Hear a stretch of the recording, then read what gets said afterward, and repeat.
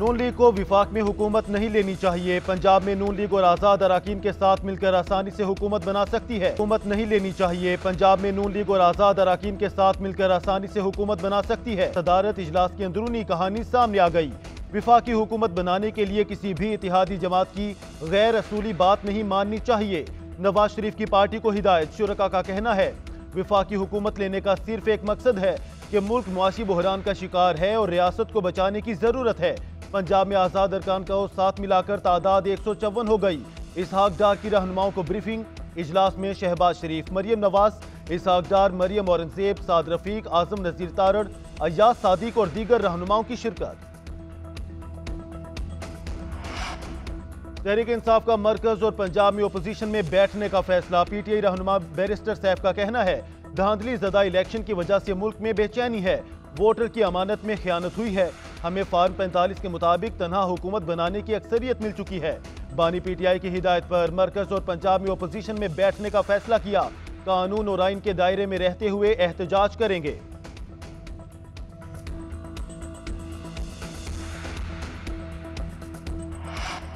पाकिस्तान मुस्लिम league के senior रहनुमा ख्वाजा साद रफीक ने पाकिस्तान पीपल्स पार्टी और पाकिस्तान तहरीक इंसाफ को मखलूत हुकूमत बनाने की दावत दे दी।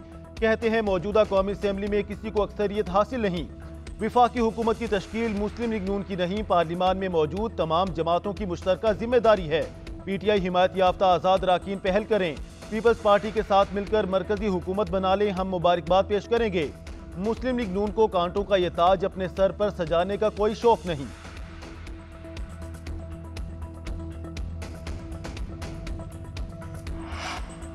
तहरीक इंसाफ के सियासी जमातों से राब्तों में तेजी। असद कैसर की क़यादत में पीटीआई रहनुमाओं की लियाकत बलोच और दीगर से मुलाकात। मुल्क की सूरत हाल पर गौर।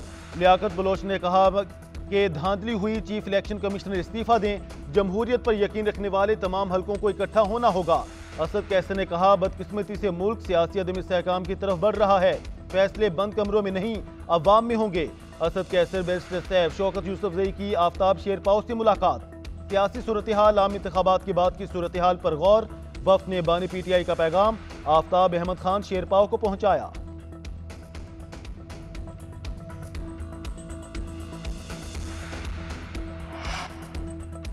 इंतखाबात में धांधली नामंजूर। तहरीक इंसाफ की आज मुल्क भर में एहतजाज की कॉल। लाहौर, कसूर, ननकाना साहब, गुजरात, गुजरांवाला, शेखुपुरा समेत पंजाब के 10 शहरों में मुजाहरे होंगे। लाहौर में हाईकोर्ट चौक से लाहौर प्रेस क्लब तक रैली निकाली जाएगी। पीटीआई की दरख्वास्त पर इस्लामाबाद इंतजामिया का एहतजाज की इजाजत देने से इनकार।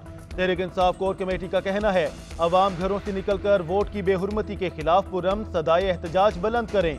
दुकानदार, कारोबारी सरगर्मियां मुअत्तल रखें। अवाम अपने मैंडेट की तौहीन कबूल नहीं करेंगे।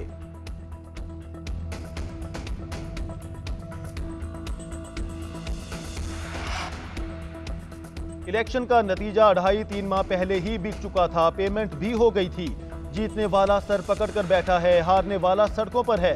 फैसला करने वालों को सोचना होगा कि उनके साथ कौमी सतह का कोई लीडर नहीं। पीर पगारा का हैदराबाद में धरने से खिताब। बोले इलेक्शन ने साबित कर दिया कोई लीडर नेशनल लेवल का नहीं, सब सूबाई लीडर हैं। हालात अच्छे नहीं। इमरजेंसी का ऐलान हो जाएगा या मार्शल लॉ लग जाएगा। फौज से दूरी का सोच भी नहीं सकते। मजीद कहा बानी पीटीआई चोर नहीं। तोशाखाना के मामले पर बानी पीटीआई से गलती हो गई। ये गलती ना होती तो बानी पीटीआई फरिश्ता होता।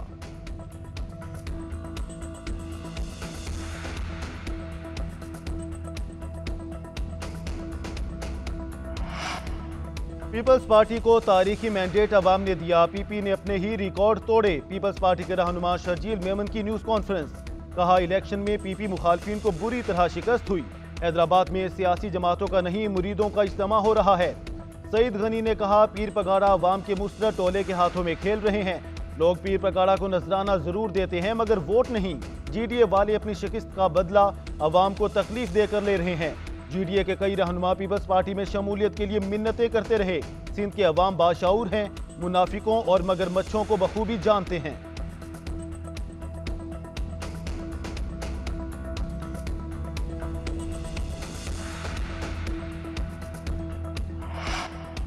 तहरीक इंसाफ का आम इंतखाबात में 177 सीटें जीतने का दावा फार्म 45 मीडिया के सामने रख दिए। रऊफ हसन का कहना है हमसे 85 नशिस्तें छीनी गईं। 46 नशिस्तों का डाटा हमारे पास मौजूद है। बाकी डेटा भी हम 24 घंटों में मुकम्मल कर लेंगे। ये इलेक्शन धांधली की वजह से हमेशा याद रखा जाएगा। पीटीआई उम्मीदवारों के खिलाफ इलेक्शन में फ्रॉड किया गया।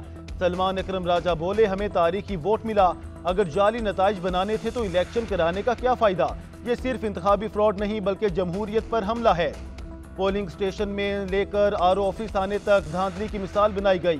फार्म 45 के मुताबिक जो नताइज आने थे उन्हें मुकम्मल तौर पर तब्दील किया गया। शानदाना गुलजार ने कहा, कराची में हमें 12.5 लाख वोट मिले, इतने वोटों के बावजूद हमें कोई सीट नहीं मिली।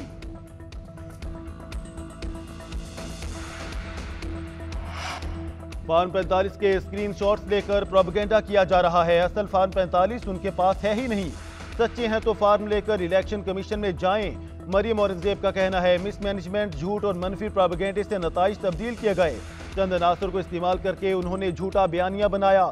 अता तारड़ का कहना था, बैरूनी ताकत की मदद से इलेक्शन के नताइज को गलत पेश किया गया। महज 5-10% के नताइज को सोशल मीडिया पर गलत रंग से पेश किया गया। जहां हारे वहां धांधली हुई, जहां जीते वहां जश्न मना रहे हैं। धांधली करना होती तो राना सनाउल्लाह और साद रफीक को भी जितवाते।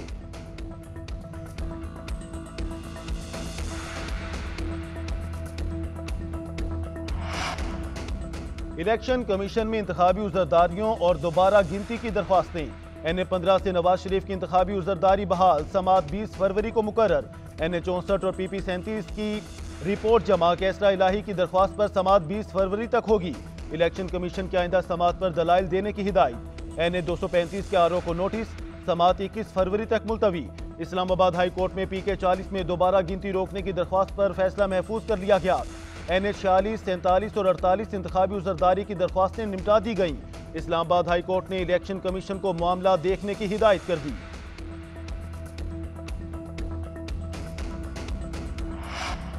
और इंटरव्यू में तहरीक अदम एतमाद के हवाले से जनरल फैज हमीद का नाम गलती से जबान पर आ गया। मामले को ज्यादा बहस पर लाने की बजाय तारीख के हवाले किया जाए।